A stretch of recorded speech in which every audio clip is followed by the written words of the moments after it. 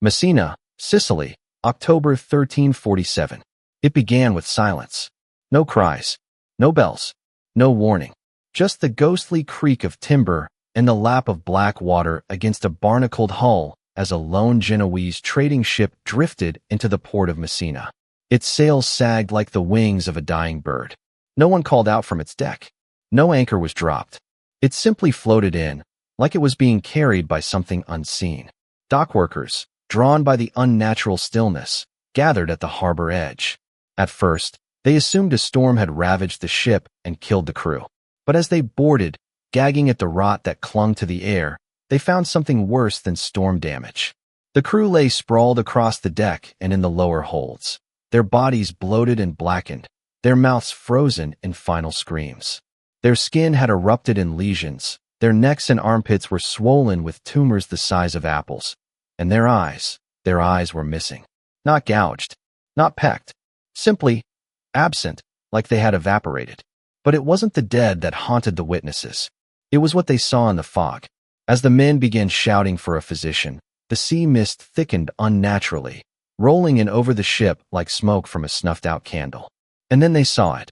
A tall, still figure standing at the bow, cloaked in tattered black, unmoving, faceless, watching. No one had seen him board. No one had heard a sound. The workers froze, too afraid to speak. Then a cry rang out. One of them pointed. But the figure was gone, vanished into the mist. That night, fear crawled through the streets of Messina like a rat in the gutter. Sailors spoke of curses. Priests whispered of judgment. Superstition rose like steam from boiling blood. At midnight, in a small house near the docks, a child named Matteo began to cough violently in his sleep. His mother rushed to his bedside and lit a candle and gasped. Black blood dripped from his nose. Avignon, France, winter, 1348.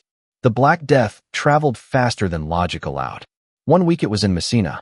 A fortnight later, it was ravaging Marseilles, then Toulouse, then Lyon. Merchants were blamed. So were lepers. Jews were burned, and witches drowned. But beneath all the panic was a far stranger, more ancient fear, one not spoken of in daylight. In the cloisters of a monastery near Avignon, Brother Henri bent over a worn wooden table, his trembling fingers guiding a quill across parchment. The words he copied from another monk's account were not theological. They were warnings, whispers, legends. A rider clad in black iron, eyes like flame, moves ahead of the pestilence. He appears on the hill. Then the dying begins. Henri had dismissed them at first, folktales to explain the unexplainable. But now, the brothers had begun to see him. He was first spotted at dusk, standing atop a grassy knoll overlooking the monastery. His armor, matte and lightless, absorbed the setting sun. His horse was impossibly still, as though frozen in stone. He didn't move. He didn't speak. He simply watched, and then vanished into the rising fog. The next day, 3 monks were dead. No signs of plague. No time for illness. Just cold, stiff corpses with faces locked in terror, as if they had been frightened to death. The monks tried to deny what they had seen. But it happened again, and again, always after the rider appeared in the mist. No hoofprints were ever found. One desperate brother painted a massive warning across the interior wall of the church.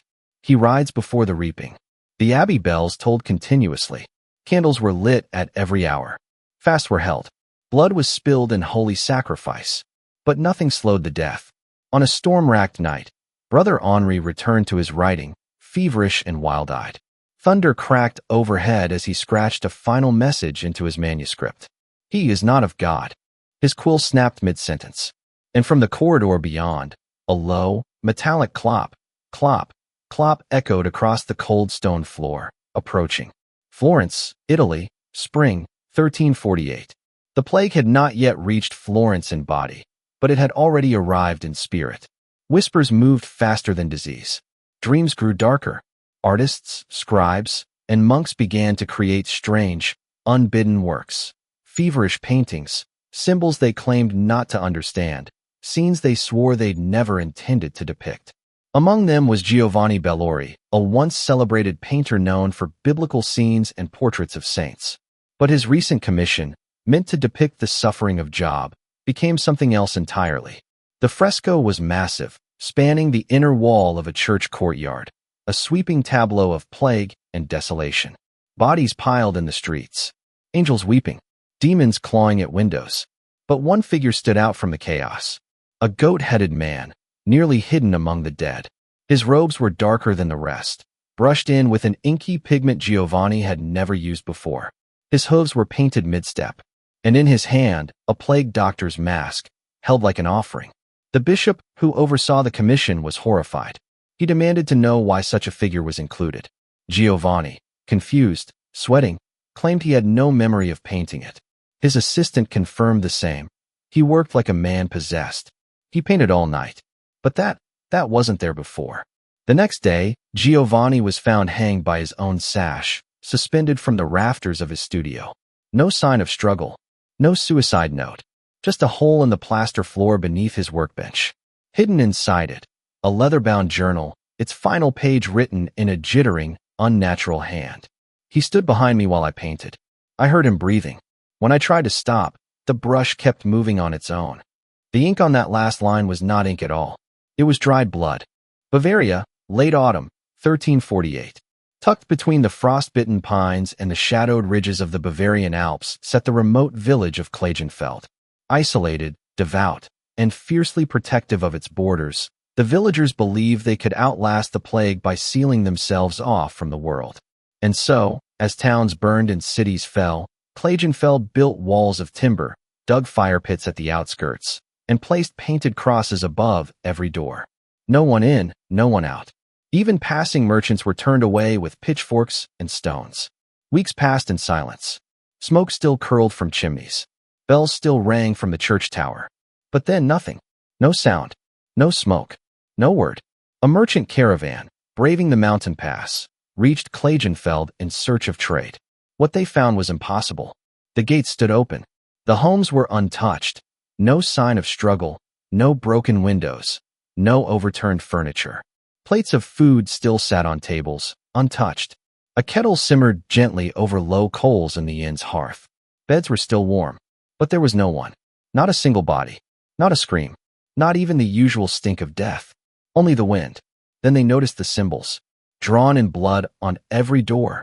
Some smeared, others painstakingly precise. Was a spiral. Not a sloppy swirl, but a perfect, mathematical coil, coiling inward. Always inward. One of the travelers, a grizzled ex-soldier named Jürgen, muttered an old folk warning. Spirals that draw inwards, draw souls with them. The caravan made camp inside the village's chapel that night, too uneasy to rest in separate homes. At midnight, one of the younger traders, Otto, awoke gasping, drenched in sweat. The chapel was deathly silent. He sat up and froze. Through the open doorway, in the moonlight, the villagers were standing there. Dozens of them. All ages, all expressionless, eyes open, blank, silent, watching, not breathing. He who rides in shadow. The first page detailed a demon named Veilfar, an ancient entity tied to plagues, famine, and despair. It described him as an emissary of decay, a being who rode ahead of death like a shadow cast by a sickened moon. His form was never constant. He was a man, a beast, a shadow, all at once. But one thing remained constant. Wherever he appeared, death followed. Brother Alaric became obsessed. Night after night, he read aloud from the manuscript to his followers, his voice growing louder, more intense, until the words seemed to seep into the air itself. His sermons became darker, his actions more frenzied. He spoke of a battle, an ancient conflict that could not be won by man alone. "He is coming," Alaric would whisper, his voice low and guttural. "But we must prepare. We must sacrifice to be ready."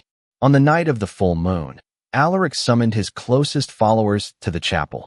They gathered in the center, beneath the flickering glow of candles, their bodies already covered in blood from their self-flagellation. Alaric stripped away his robe, revealing a series of intricate spirals carved into his chest.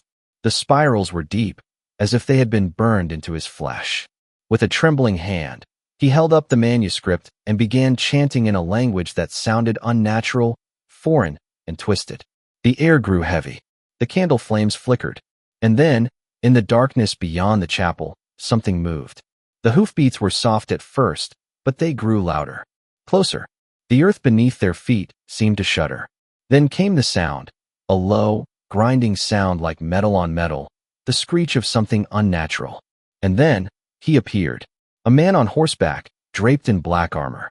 His face was hidden beneath a shadowed helm, but his eyes burned with fire, red as the blood that dripped from the flagellant's wounds. He rode through the chapel door, his horse's hooves making no sound on the stone floor.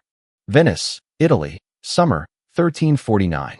Venice, a city built on the water, was one of the last great bastions of civilization before the Black Death tore through Europe.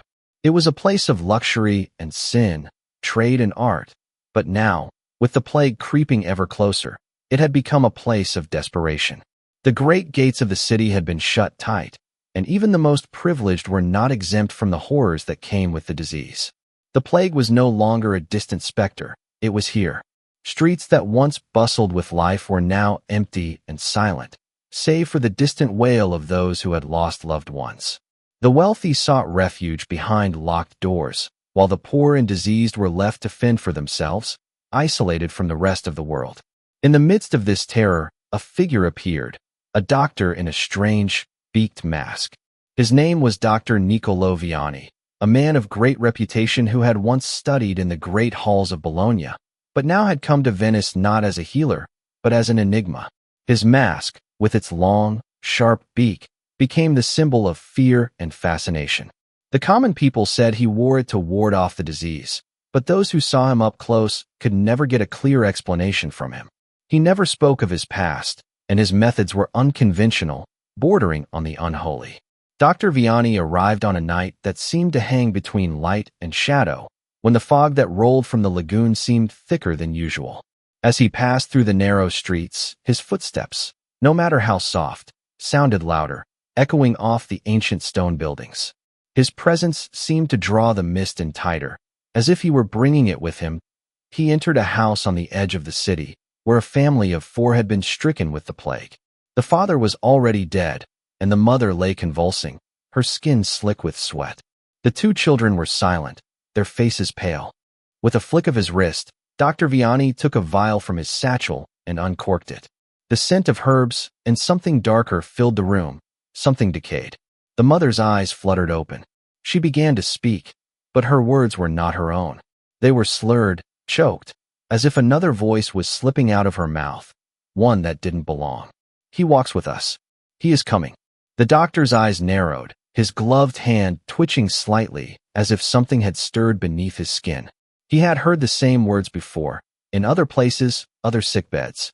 The same phrase had repeated itself, as if an unseen force was trying to speak through the afflicted. When the mother died moments later, her body stiffened unnaturally, her limbs contorting in ways that made no sense. Her eyes stayed wide open, her mouth frozen in an inhuman smile, as if the plague had not only claimed her life, but her soul as well. Outside, the city seemed to fall into even deeper silence. But Dr. Viani did not pause. He walked to the next house, where another family lay dying. Rumors had begun to spread about him, that he was not like the other plague doctors, that his mask did not just shield him from the sickness, it shielded him from something else, something older. Some said he was part of a secret order, one that had existed since the time of the Roman Empire, dedicated to keeping ancient forces at bay.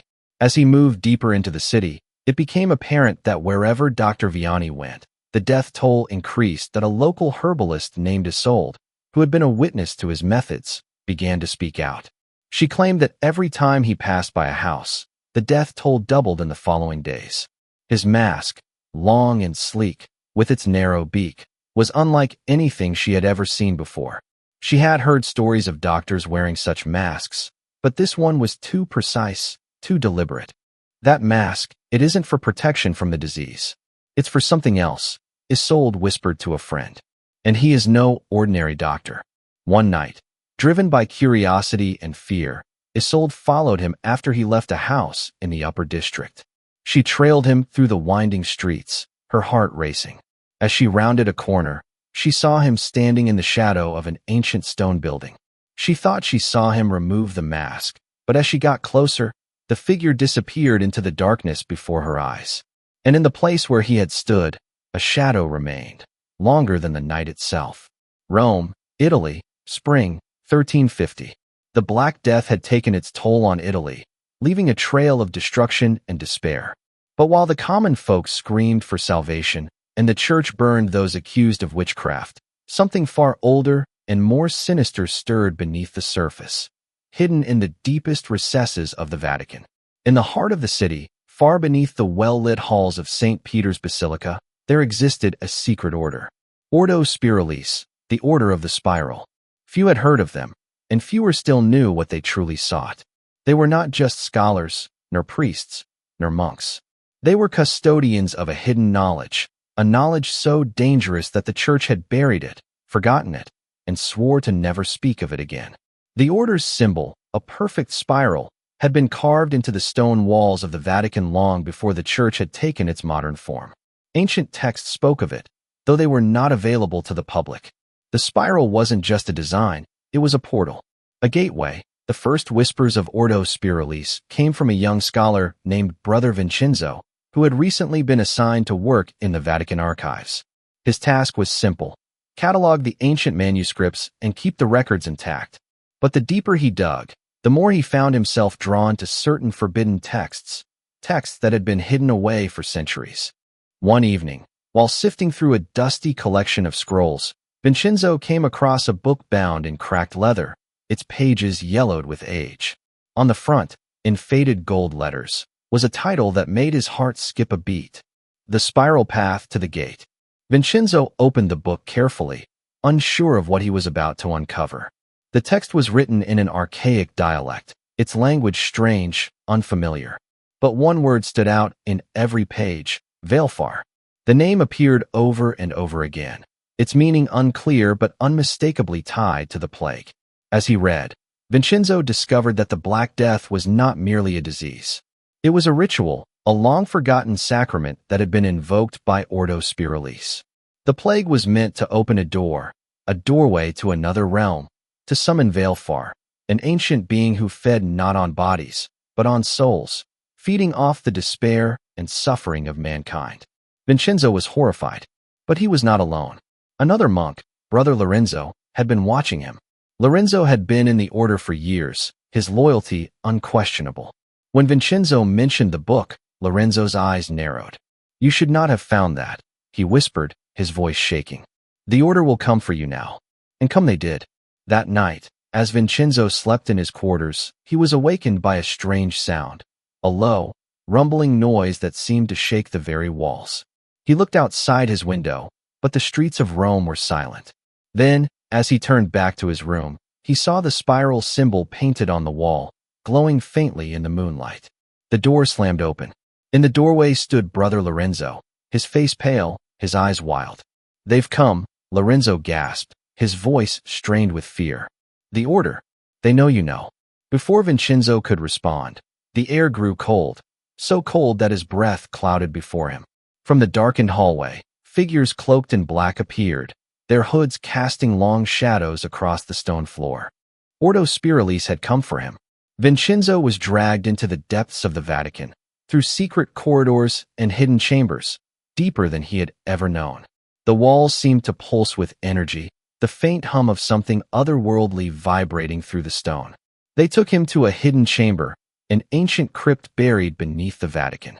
The walls were etched with the same spiral symbols, and at the center of the room stood a stone altar, covered in ancient runes. The air was thick with the scent of incense, and candles flickered in the dark corners of the room. In the center of the chamber stood a priest, but not one Vincenzo recognized. His face was obscured by a mask, his robes dark and ornate, unlike any worn by the priests of the church. He raised his arms to the ceiling, and Vincenzo saw a shadow pass over the altar, something huge, something inhuman.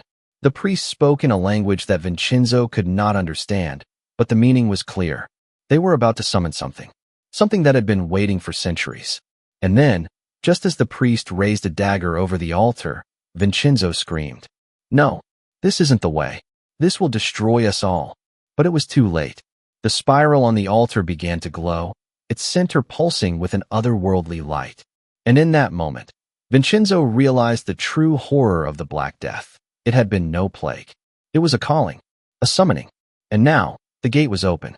Southern France, Summer, 1351. The small village of Châteaurouge sat nestled between the jagged hills of southern France, isolated and forgotten by the world. The villagers, simple folk who lived by the land, had seen little of the plague that ravaged the cities. They believed they were protected by the ancient well that had been there for as long as anyone could remember, a well that the locals said held water unlike any other. Pure, blessed, safe. But when the Black Death finally reached the outskirts of the village, the people's faith in their sanctuary began to crumble. The first victim was an old man, Pierre, who had long been the keeper of the well. He was known for his strength, his resilience. He had never shown signs of weakness, even in the face of hardship. But when he fell ill, it was sudden, violent, and he died within the span of a few days. His skin turned a ghastly shade of purple, his eyes hemorrhaging blood. The villagers whispered that it was a bad omen. They had all relied on the well for generations, but now it seemed to be the source of something dark. After Pierre's death, a young woman named Isolde began to have strange dreams. In the night, she would see the well, its water black as ink, rippling with unnatural movements. Each time she gazed into it, the shadows in the water would shift, forming shapes that didn't belong. Sometimes, there was a face, twisted and grotesque. Sometimes, there was the silhouette of a rider, cloaked in black. One evening, desperate and fearful, Isolde took a candle and ventured to the well alone. The air around it was still, unnaturally still. As she approached, the earth beneath her feet seemed to hum with a strange energy, an ancient vibration that made her skin crawl. She stood there for a long moment, staring into the depths of the well, watching the water swirl in silent, unholy circles. But then, something moved beneath the surface. A hand, not human, reached out from the depths. Isolde recoiled in terror, but before she could scream, the well rumbled, as if something deep within it was waking. The shadows twisted into a figure, a face appearing on the surface of the water. It was the same face she had seen in her dreams, a goat-headed man, grinning with hunger. Suddenly, the well shuddered violently, and Isolde fell backward, her heart racing. She scrambled to her feet and ran, but the ground beneath her seemed to stretch and pull at her, as though something was trying to drag her down into the earth itself. She made it back to the village, breathless and frantic. She told no one of what she had seen, but the terror in her eyes was enough for the villagers to begin whispering. That night, a fever broke out among the villagers. It started with a few, then spread quickly. The next morning, several families had fallen ill. Children, elderly, even healthy adults, none of them escaped. Each person fell with the same symptoms: swelling of the neck and armpits, blood from the eyes, and a horrible cough that left them gasping for air, the blood leaking from their lips. It was as though the very soul of the village had been poisoned. As the deaths mounted, the villagers' fear turned to desperation. They believed the well was cursed, but they didn't know how to stop it. Some believed that the ancient spirit that guarded the well had been disturbed. Others whispered that it was Vale-Far, the demon who had been summoned by the plagues, and now had set his sights on their village. In a fit of panic, the villagers gathered at the well, determined to purify it. They threw coins, herbs, even holy water into its depths, hoping to appease whatever malevolent force lurked below. But nothing worked. The well only grew darker. The water inside bubbled and frothed, like a beast waking from a long slumber. It was then that Father Michel, the village priest, appeared at the edge of the crowd. His face was drawn with fear, but there was a strange calmness in his eyes. "The well is not the source of this plague," he said, his voice steady but hollow. "The source is the spiral. The well is only a gate." The villagers looked at him in confusion. Father Michel began speaking in a low, guttural tone, his voice echoing through the silent crowd. "The spiral is not just a symbol. It is a doorway, a portal. Through it, we summon more than just death. We summon what lies beyond." The ground beneath the well seemed to tremble, and a scream echoed from within. It was a terrible, inhuman sound that froze the villagers where they stood. Father Michel fell to his knees, clutching his chest, and screamed in agony. Isolde stepped forward, horrified. The ground beneath Father Michel's body cracked, splitting wide open as if the earth itself was swallowing him whole. His last words were a whisper, but they carried the weight of eternity. "The gate is open. It has always been open." He rides with us. The earth closed above him, sealing him, and the village's doom beneath the soil. The well simmered with dark energy, and the sky above the village grew darker than it had ever been before. Paris, France, 1918. The world had just emerged from the devastation of the Great War, a war that had claimed millions of lives, leaving entire nations in ruins. But the horrors of the battlefield were not the only suffering to be endured. In the aftermath, the Spanish flu began to spread across Europe, a new plague that swept through cities with a viciousness that mirrored the carnage of the war. The hospitals overflowed. The dead were piled in the streets. But for many, the flu was more than just a biological illness. It seemed to carry an unnatural presence, as if something darker, older, was riding on its waves. In the crowded wards of a Parisian hospital, a nurse named Amélie tended to the sick. She had seen death in many forms, on the battlefield, in the streets, and in the sterile rooms of the hospital. But there was something different about this plague, something that felt otherworldly. It started with the patient's dreams. At night, Amélie would hear them whispering in their sleep, repeating the same phrase over and over again. He rides with us. He is here. At first, she thought it was delirium brought on by fever. But as more and more patients muttered the words, and as her own dreams grew darker, she began to question whether there was something more at play, something that tied this plague to something older than the Spanish flu. Amélie kept a journal of the strange occurrences, documenting every patient's symptoms, every chilling whisper. But she began to notice a pattern. The same dreams were reported by many of the afflicted, a tall figure in black, riding through the fog, eyes glowing with an infernal fire. And always the spirals, etched in the walls, carved into the furniture, drawn on the floors in blood. One night, after a long shift, Amélie was walking through the empty hospital corridors when she saw something unbelievable. At the end of the hall, a shadow stood in the moonlight. It was tall, cloaked in black, its face hidden beneath a dark hood.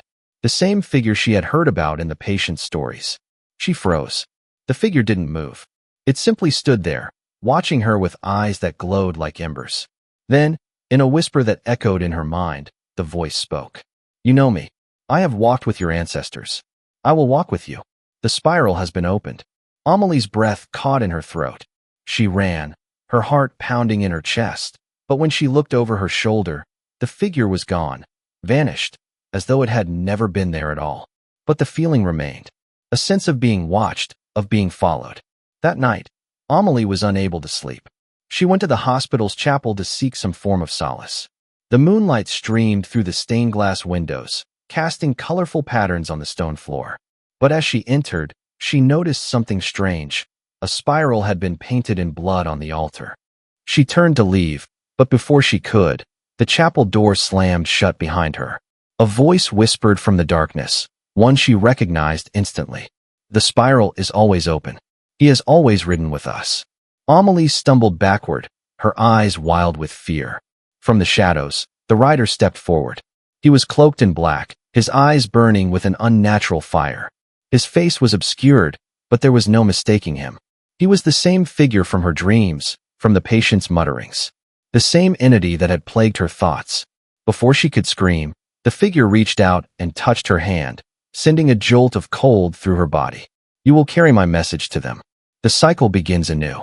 And then he was gone, vanishing into the shadows, leaving Amélie alone in the cold silence of the chapel. Paris, France, 2025. The world had moved on, or so it seemed.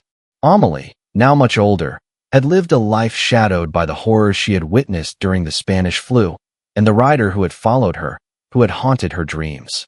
Her mind, however, had not forgotten. She had spent the years since trying to bury the memories, to convince herself that it had all been a hallucination, a fevered nightmare born of the terror of the pandemic. But the events of the past year had shattered that illusion. Strange occurrences had begun to plague her again, whispers in the night, unseen eyes, and a persistent presence she could not shake. The spiral symbol had appeared once more, etched into the corners of her apartment, drawn in the margins of documents at her work, and most disturbingly, on the photographs of people she knew. But it was not just the spiral. It was the rider. A recent string of unsettling deaths across the city had reignited her fear. In every case, The bodies were found with the same marking, a spiral, glowing faintly on the chest, and an unmistakable sense of suffocating terror that gripped anyone who dared to look too closely. And so, Amelie began her search. Her only lead was an old package she had received on her doorstep one rainy morning. It contained a letter, written in a language she couldn't understand. Along with the letter, there was a cracked spiral amulet, the same one she had seen all those years ago. The letter was a warning, written in Latin, but she recognized one word: prepare. In a frantic attempt to uncover the truth, Amelie turned to an unlikely source, a historian, Dr. Louis Beaumont, who specialized in occult history and the ancient rituals surrounding the Black Death. He had spent his life studying the strange connections between plagues, curses, and demonic forces, but he had always stopped short of fully embracing the supernatural elements of his research. Now, as Amelie confronted him with her findings, the truth became undeniable. The Black Death had never been a natural disaster. It had been a ritual, a summoning. The plague had been a door, and the death toll was not a mere coincidence. Valefor, the demon who had been summoned during that dark time, was not just a spirit of plague. He was the harbinger of death, a rider who fed on fear and despair. The spiral symbol was not just a mark of infection. It was a glyph, a portal, a link to something older, something that had never left. It had been there in the Black Death. It had been there during the Spanish flu. And now, it had returned with the rise of the modern pandemic. As Amelie and Dr. Beaumont dug deeper into the ancient texts, they uncovered a horrifying truth. The gate had never closed. The ritual had been completed long ago, and the forces that had been summoned were never banished. They had merely waited, fed on the chaos of history, growing stronger with each new plague, each new wave of death. And now, the time had come for the final act. Amelie stood before an ancient altar hidden beneath the foundations of a long-forgotten church in Paris. The altar was covered in dark, oily soot, and on it lay the spiral amulet, cracked but still faintly glowing. The air around her was thick with a cold, suffocating presence. The walls seemed to move, bending and distorting, as if the very space around her was warping. The shadows in the room seemed to grow longer, thicker, until they were no longer shadows at all. They were figures, tall, cloaked in black, with burning eyes. The rider stepped forward, his face still hidden beneath the dark hood, his presence overwhelming. And then, with a voice that echoed in Amelie's mind, he spoke. "The gate is open. It has always been open. You knew this would happen." Her body trembled as the weight of the words pressed upon her. The reality of everything she had feared, the horror that had haunted her life, was finally manifesting. The spiral had not only marked those who had been infected by the plague, it had marked her, too. She had always been a part of the ritual, a part of the summoning. And now, the final twist came. Amelie was the key. She had carried the curse within her, unknowingly, and had brought it to its final, devastating conclusion. The rider was not just a force of death. He was a spirit of fate. He had walked through history, invisible, feeding on the fear of humanity, and now his time had come to claim. As the dark figure approached, his eyes glowing brighter, Amelie understood. This was not just the end of the plague. This was the end of an era. The rider's hand reached out, and in that moment, everything shifted. The city around her blurred, and she was no longer in Paris. She was standing in a land ravaged by the Black Death, surrounded by the corpses of the plague's first victims. The past and present had merged, and the cycle had come full circle.